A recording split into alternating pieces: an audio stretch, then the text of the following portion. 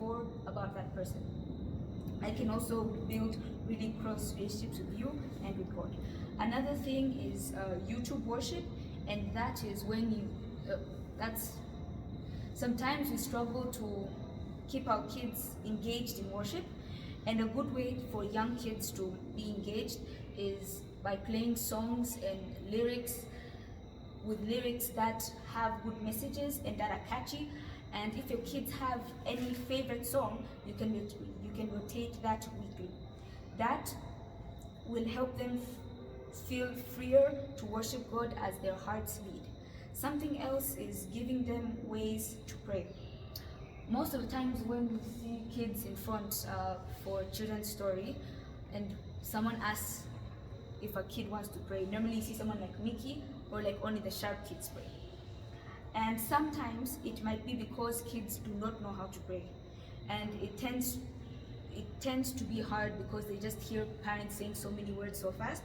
And a good way to teach them is using the TSP method: Thanksgiving, sorry, and please. You can teach kids that the first thing when they're praying is to thank God, apologize if they did anything wrong, and ask God for help for whatever challenge they have. You can also let them repeat prayers or give them time to think as they pray, because they should not think this is a forced thing, but it's meant to be a personal thing with God. We should also include them in discerning God's voice.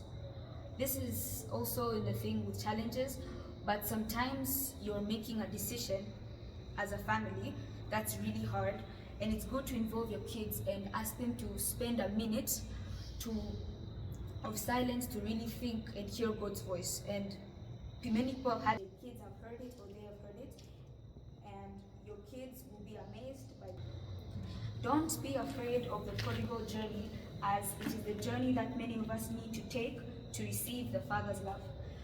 Proverbs 22 verse 6 says, point your kids in the right direction.